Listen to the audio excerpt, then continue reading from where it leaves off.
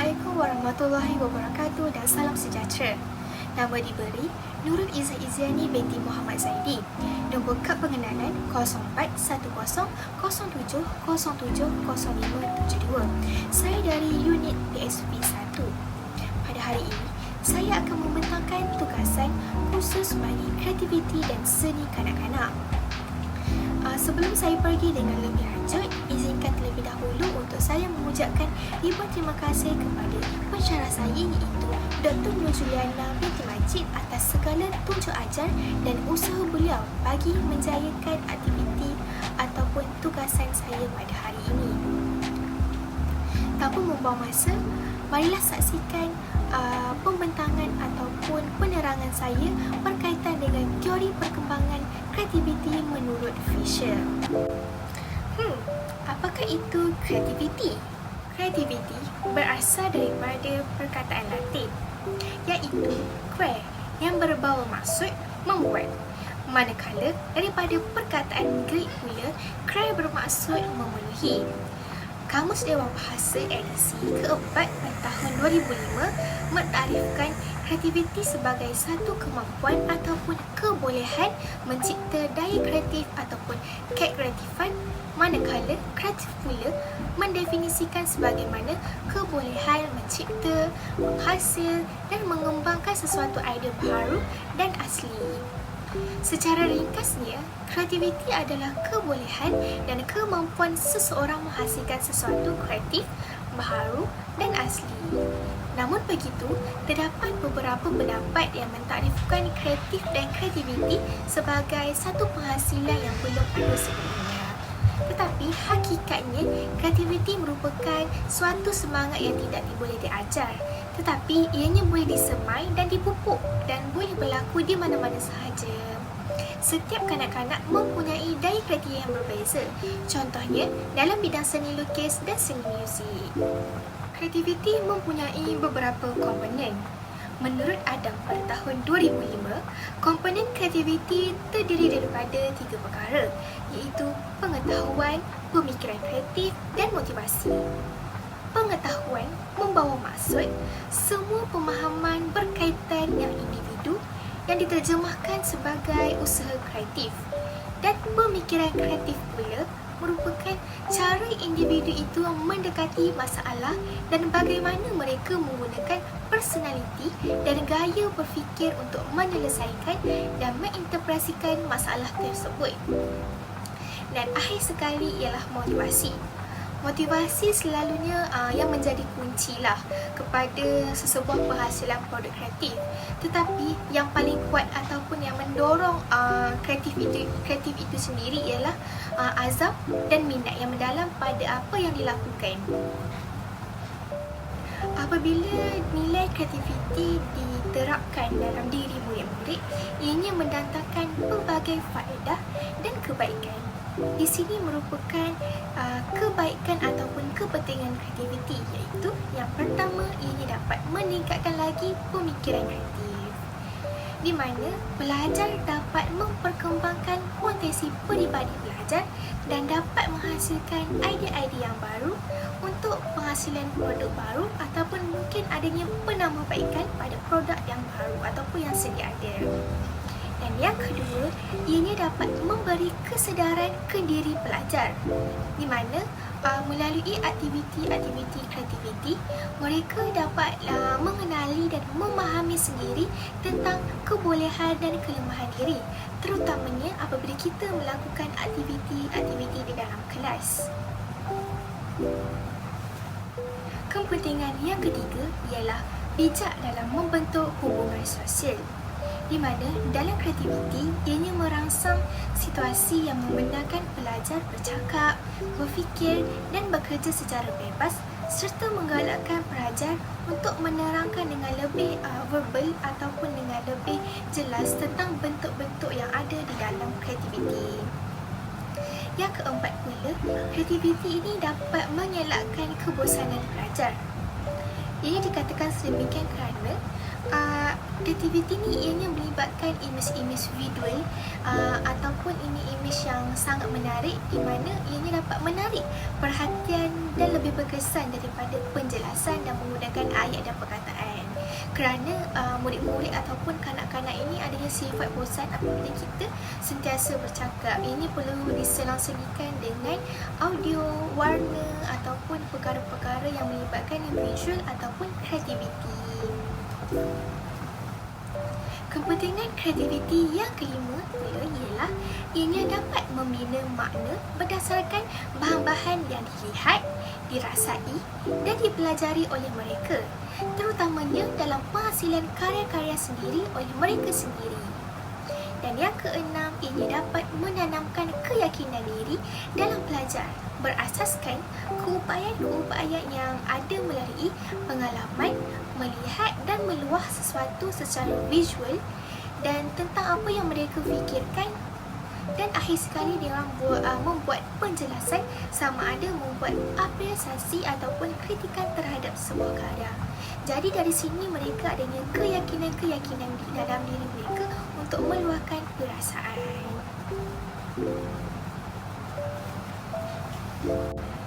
Jadi, untuk mengetahui dengan lebih lanjut ataupun dengan lebih mendalam, mari kita teroka tentang teori perkembangan kreativiti mengikut ataupun menurut Fisher.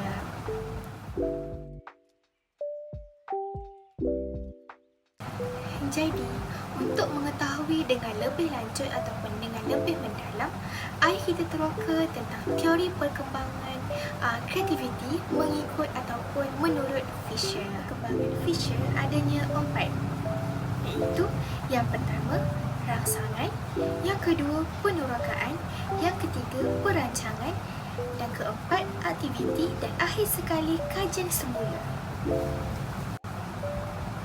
Peringkat yang pertama ialah rangsangan. Pada peringkat ini, ianya merangsang pemikiran kreatif dengan variasi seperti kata tanya. Antaranya ialah kata tanya apa, siapa, mengapa, bila, di mana, bagaimana dan sebagainya. Pada peringkat ini, murid dibimbing untuk berinteraksi secara aktif dan menjelaskan rasa ingin tahu serta menanyakan ataupun mengemukakan soalan ataupun apa-apa kritikan untuk merangsang minat. Untuk peringkat yang kedua pula ialah penerokaan.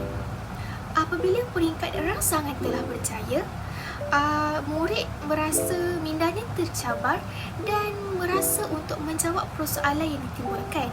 Maka, latihan untuk menyelesaikan masalah boleh membantu. Pada peringkat ini juga, kanak-kanak akan melakukan eksperimen dan kajian untuk mencari jawapan kepada masalah tadi. Pada peringkat ketiga pula ialah perancangan.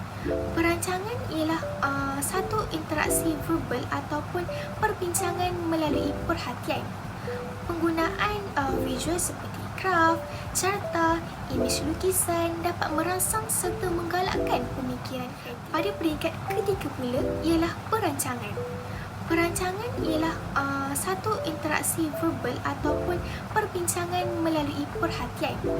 Penggunaan visual seperti graf, carta, imej lukisan dapat merangsang serta menggalakkan pemikiran. Peringkat yang terakhir ialah kajian semula.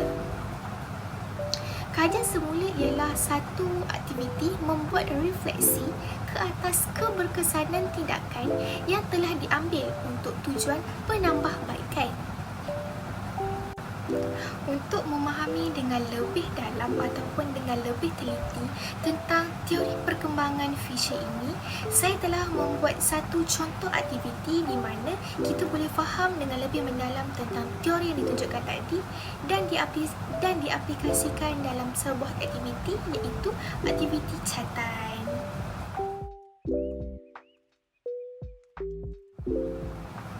Peringkat yang pertama ialah rangsangan.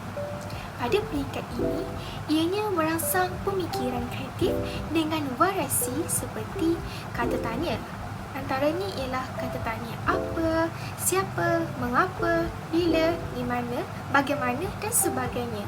Pada peringkat ini, murid dibimbing untuk berinteraksi secara aktif dan menjelaskan rasa ingin tahu serta menanyakan ataupun mengemukakan soalan ataupun apa-apa kritikan untuk merangsang minda. Untuk peringkat yang kedua pula ialah penerokaan. Apabila peringkat rangsangan telah berjaya, murid merasa mindanya tercabar dan merasa untuk menjawab persoalan yang ditimbulkan. Maka, latihan untuk menyelesaikan masalah boleh membantu. Pada peringkat ini juga, kanak-kanak akan melakukan eksperimen dan kajian untuk mencari jawapan kepada masalah tadi. Pada peringkat ketiga pula ialah perancangan.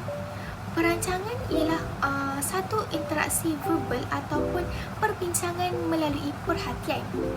Penggunaan visual seperti graf, carta, imej lukisan dapat merangsang serta menggalakkan pemikiran kreatif. Yang keempat pula ialah aktiviti, iaitu tindakan terhadap aktiviti yang telah direncanakan bertindak berdasarkan persoalan bagaimana apa yang kita lakukan terhadap cadangan berkenaan, di mana daripada persoalan dan penerokaan yang dibuat tadi, satu aktiviti dibuat untuk menyelesaikan masalah tersebut. Dan peringkat yang terakhir ialah kajian semula.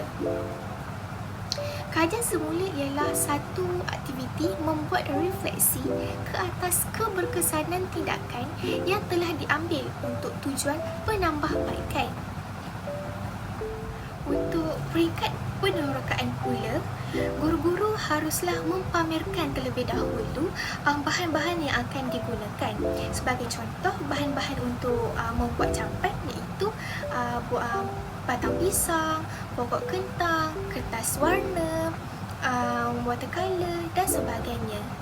Selepas bahan-bahan yang kita sebut tadi, kita boleh mengaitkan bentuk dengan corak. Sebagai contoh, guru-guru membuat demonstrasi cara-cara untuk membuat campan, dan seterusnya barulah kita minta murid-murid untuk mencuba membuat campan di atas kertas yang diedarkan oleh guru. Dekat sini juga kita boleh melihat proses ataupun cuba jaya murid untuk melakukan aktiviti tersebut. Selain itu, kita juga boleh menanyakan mereka bagaimana bancuhan warna terhasil dan macam mana kita nak kawal warna itu dari segi kecairan dan kepekatan. Ini dah kita dapat mengetahui aras penilaian dan aras pemikiran murid. Dan yang terakhir, murid-murid itu perlulah dibimbing untuk memotong dan melihat hasil jalinan pada permukaan tumbuhan yang digunakan. Kita juga boleh menanyakan soalan untuk melihat jalinan-jalinan yang terhasil dan apa perbezaan. Contohnya, kalau menggunakan batang pisang, apa jalinan yang terhasil? Kalau menggunakan kentang, apa jalinan yang terhasil? Dari sini adanya konsep penerokaan di mana ianya melihat perbezaan-perbezaan tentang jalinan yang terhasil. Dari sini, murid-murid cuba untuk meneroka sendiri dan membuat sendiri corak-corak yang mereka inginkan mengikut kreativiti. Pada peringkat ketiga pula ialah peringkat perancangan. Pada peringkat ini, guru-guru boleh menunjukkan buku yang telah dibalut dengan corak capan, iaitu pembalut buku yang menggunakan teknik capan. Dari situ, kita terangkan tentang pembalut buku ini dari segi warna, rupa, jalinan dan sebagainya. Kita membuat satu apresiasi di depan mereka. Jadi apabila murid-murid melihat contoh-contoh capan pada pembalut buku tersebut, mereka mempunyai idea-idea dan baharu, dan secara semula jadinya mereka membincangkan tentang bagaimana corak itu terhasil. Apabila proses tadi telah dilakukan, guru-guru boleh membahagikan kumpulan untuk membincangkan bagaimana corak yang dihasilkan dalam pembalut buku tadi terhasil. Soalan-soalan yang boleh diajukan kepada murid ialah macam mana corak yang dekat buku ni terhasil. Mereka pun membincang dan mengeksplor sendiri bagaimana corak-corak tersebut terhasil. Jadi dari sinilah proses perancangan dilakukan. Setiap kumpulan tadi akan menunjukkan bagaimana susunan corak, warna dan bentuk potongan pelepah. Jadi itulah proses perancangan perkembangan mengikut teori Fisher. Untuk peringkat keempat pula ialah peringkat aktiviti. Setelah rangsangan, penerokaan, perancangan dibuat. Sebagai contoh, tadi kita sudah membuat satu pembincangan dalam kumpulan untuk merancang corak-corak yang dibuat. Dan di saat inilah murid-murid diminta untuk membuat aktiviti tersebut, di mana segala idea yang dicurahkan dalam perbincangan tadi diluahkan dalam aktiviti. Jadi yang pertama sekali, guru-guru boleh mengarahkan murid-murid untuk mengambil bahan-bahan untuk membuat capan. Guru-guru juga pada tahap ini haruslah membimbing murid-murid dari segi aspek keselamatan dan juga kebersihan. Setiap corak yang dilakukan untuk membuat capan tadi haruslah ada bimbingan guru, dan guru-guru harus bertanggungjawab untuk membetulkan jika adanya kesilapan ketika melakukan aktiviti-aktiviti seni, termasuklah aktiviti capan. Dari aspek aktiviti ini, murid-murid dapat meluahkan segala idea ataupun segala sifat kreativiti yang berada di dalam diri mereka. Itulah yang menunjukkan ataupun yang menerangkan tentang aspek ataupun penilaian pada aktiviti. Peringkat yang terakhir pula ialah aktiviti, di mana pada peringkat ini aktiviti dan soalan pada peringkat yang sebelum ini dikaji semula, di mana murid-murid akan diberi masa untuk melihat hasil kerja rakan-rakan mereka, dan guru-guru memilih satu hasil kerja murid dan minta murid tersebut untuk membuat satu aplikasi. Aplikasi tersebut haruslah menyentuh dari aspek warna, rupa dan bentuk. Murid-murid juga haruslah dipilih secara lawak untuk memberi pendapat apakah elemen yang harus dibaiki dan dibuat penambahan. Dari peringkat inilah hasil karya dikritik dan diberi komen apakah elemen-elemen yang perlu ditambah baik. Guru-guru juga boleh meminta murid-murid untuk menyebut apakah nilai-nilai murni yang kita belajar pada pembelajaran pada hari ini. Peringkat yang terakhir ini dia memfokuskan kepada nilai kesedaran dalam diri. Itulah teori-teori perkembangan kreativiti Fisher. Secara kesimpulannya, teori peringkat perkembangan kreativiti Fisher adalah salah satu strategi yang sesuai yang digunakan untuk mengajar murid kemahiran berfikir dan mengembangkan kreativiti. Strategi dan teknik menyoal pula perlu dirancang dengan selari dengan kematangan dan kebolehan murid dengan menggunakan arah soalan belum. Contohnya, dan indikatornya boleh diukur menggunakan ukuran kreativiti Lowenford ataupun Torrance. Aspek sosial, kognitif dan fizikal juga tergabung di setiap peringkat secara tidak langsung, kerana pada dasarnya kepekaan murid kepada individu dan objek di sekitarnya sentiasa berlaku dalam proses penghasilan karya seni. Kecerdasan murid adalah pelbagai, namun peringkat perkembangan kreativiti Fisher boleh diaplikasikan dan disampaikan kepada setiap murid melalui variasi aktiviti. Tak semestinya aktiviti capan, boleh juga diaplikasikan dalam aktiviti catan, aktiviti origami ataupun aktiviti seni yang lain.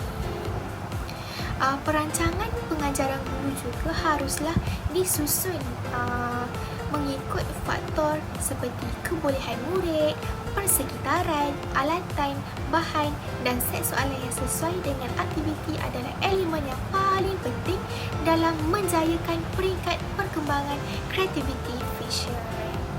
Jadi dengan ini tamatlah sudah pembentangan ataupun video pembentangan saya berkenaan dengan teori perkembangan kreativiti oleh Fisher.